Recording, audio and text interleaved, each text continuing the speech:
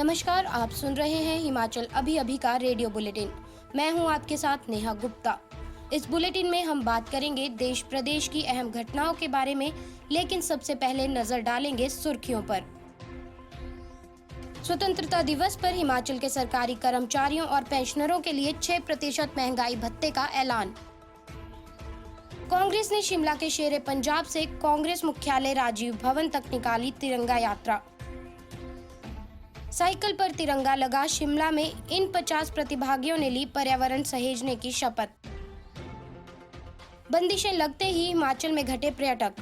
प्रवेश के लिए कोविड नेगेटिव रिपोर्ट या वैक्सीनेशन प्रमाण पत्र अनिवार्य।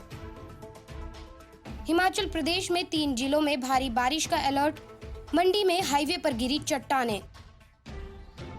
स्वाधीनता दिवस पर पीएम मोदी का ऐलान, देश के सैनिक स्कूलों में अब बेटियां भी पढ़ेंगी। सीजेआई रमन्ना बोले, कानून बनाते समय संसद में गुणवत्तापूर्ण बहस का अभाव होने के कारण अदालतों को आ रही दिक्कतें। याद रखें कि कोरोना का खतरा अभी टला नहीं है। हमारा आप सभी से आग्रह है कि एहतियात बरतें और सुरक्षा के 3 उपायों का पालन करें। मास्क पहने, सोशल डिस्टेंसिंग का पालन करें और अपने आसपास सफाई बनाए रखें। देश भर में कोविड टीकाकरण अभियान चलाया जा रहा है। अपनी बारी आने पर कोरोना का टीका अवश्य लगवाएं। अब समाचार विस्तार से। आपके स्वास्थ्य का प्रहरी श्री बालाजी हॉस्पिटल, कांगड़ा, हिमाचल।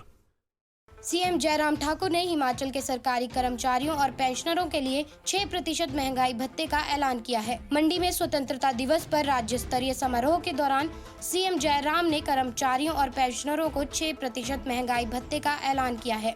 प्रदेश के 4 लाख कर्मचारियों व पेंशनरों की 1 जुलाई 2021 से महंगाई भत्ते की ये किश्त दी जाएगी। ये कुल मिलाकर 450 करोड़ रुपए के करीब होगा।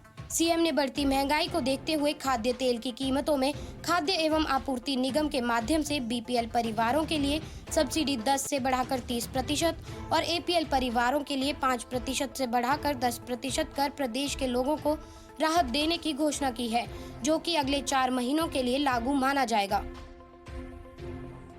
आजादी की 75वीं वर्षगांठ पर कांग्रेस ने शिमला के शेरे पंजाब से कांग्रेस मुख्यालय राजीव भवन तक तिरंगा यात्रा निकाली। कांग्रेस ने शिमला के ऐतिहासिक रिज मैदान पर स्वतंत्रता दिवस का कार्यक्रम न करने पर बीजेपी सरकार पर आजादी के जश्न में भी राजनीति करने का आरोप लगाया है। कांग्रेस प्रदेश अध्यक्ष कुलदीप राठौर ने कहा कि देश को बड़े संघर्ष के बाद आजादी मिली। देश के लिए लोगों ने अपने जीवन का बलिदान तक दे दिया। उसके बाद देश स्वतंत्र हुआ। देश की स्वतंत्रता में कांग्रेस पार्टी ने महत्वपूर्ण योगदान दिया है। उन्होंने इस पावन दिन की सभी को बधाई दी है।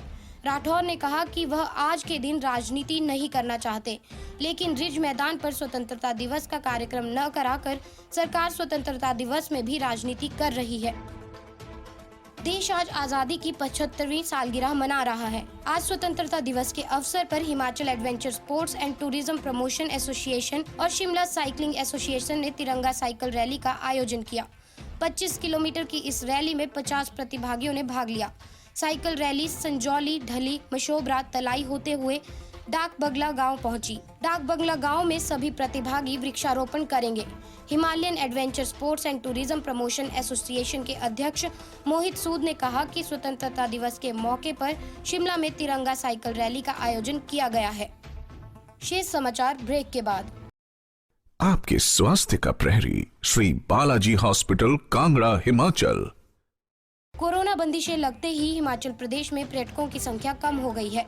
शनिवार को प्रदेश के मुख्य पर्यटन स्थलों शिमला, धर्मशाला, डलहौजी, मनाली और कसौली के होटलों में सैलानियों की ऑक्यूपेंसी 30% तक पहुंच गई है। कोविड की नेगेटिव रिपोर्ट और वैक्सीन की दोनों डोज का सर्टिफिकेट दिखाने पर ही अब प्रदेश में बॉर्डरों पर बाहरी राज्यों के लोगों को एंट्री मिल रही है। इस फैसले के लागू होने से पहले पिछले वीकेंड पर होटलों में ऑक्यूपेंसी 100% तक थी। राजधानी शिमला के होटलों में इस वीकेंड पर होटलों की ऑक्यूपेंसी में भारी कमी दर्ज हुई है। शनिवार शाम तक प्रदेश के होटलों में ऑक्यूपेंसी मात्र 20% रिकॉर्ड हुई। होटल कारोबारियों का कहना है कि किन्नौर में हुए हादसे के बाद भी सैलानी हिमाचल आने से डर रहे हैं। हिमाचल प्रदेश में आज बारिश की संभावना जताई गई है। जिला कांगड़ा में सुबह से बूंदाबांदी हो रही है। मौसम विभाग ने रविवार को कांगड़ा, सोलन व सिरमौर में बारिश व बिजली गिरने को लेकर येलो अलर्ट जारी किया है। प्रदेश में 19 अगस्त तक कुछ स्थानों पर बारिश की संभावना जताई गई है। 20 अगस्त से पश्चिमी विक्षोभ में सक्रिय होने से अधिकतर स्थानों पर बारिश हो सकती है, जिसका असर 24 अगस्त तक रहने का अनुमान है। प्रदेश में शनिवार को कई स्थानों पर बारिश के कारण तापमान में गिरावट आई है। शिमला में 1 घंटे में ही 38.5 मिलीमीटर बारिश हो गई। धर्मशाला में 23, मंडी में 19, कसौली में 6.5 मिलीमीटर बारिश दर्ज की गई। मनाली चंडीगढ़ राष्ट्रीय राजमार्ग पर मंडी जिला के 4 मील में देर रात चट्टानें गिरने से यातायात बाधित हो गया। हालांकि गनीमत रही कि भूस्खलन के दौरान कोई वाहन मलबे की चपेट में नहीं आया। 75वें स्वतंत्रता दिवस के मौके पर पीएम नरेंद्र मोदी ने लाल किले की प्राचीर से देश की बेटियों के लिए बड़ी घोषणा की है। पीएम मोदी ने कहा कि देश के सभी सैनिक स्कूलों को बेटियों के लिए भी खोला जाएगा। देश के सैनिक स्कूलों में अब बेटियां भी पढ़ेंगी। पीएम मोदी ने देश को संबोधित करते हुए कहा कि मुझे कई गुजारिश मिली कि बेटियां भी सैनिक स्कूल में पढ़ना चाहती हैं। 2-2.5 साल पहले मिजोरम के सैनिक स्कूल में प्रयोग के तौर पर बेटियों को दाखिला देने का फैसला लिया गया था। अब देश के सभी सैनिक स्कूलों में बेटियों का भी एडमिशन हो सकेगा। इन्हें बेटियों के लिए भी खोल दिया जाएगा। स्वतंत्रता दिवस के अवसर पर एक ध्वजारोहण समारोह में सुप्रीम कोर्ट के मुख्य न्यायाधीश एन.वी. रमन्ना ने अपने संबोधन में बड़ी बात कही। उन्होंने कहा कि ऐसा लगता है कि कानून बनाते समय संसद में गुणवत्तापूर्ण बहस का अभाव है, जिसके कारण मुकदमेबाजी बढ़ रही है और अदालतें गुणवत्तापूर्ण बहस के अभाव में नए कानून के पीछे की मंशा और उद्देश्य की थाह लेने में असमर्थ है। सीजेआई ने कहा कि यदि आप उन दिनों सदनों में होने वाली बहसों को देखें तो वे बहुत बुद्धिमानी भरा और रचनात्मक हुआ करते थे। साथ ही वे जो भी कानून बनाते थे उस पर बहस करते थे, लेकिन अब वह स्थिति नहीं रही है। इसकी वजह से हम कानूनों में कई खामियां और अस्पष्टता देखते हैं। इस बुलेटिन में बस इतना ही। आप हमारा अगला बुलेटिन सुन सकते हैं शाम 7:30 बजे। नमस्कार।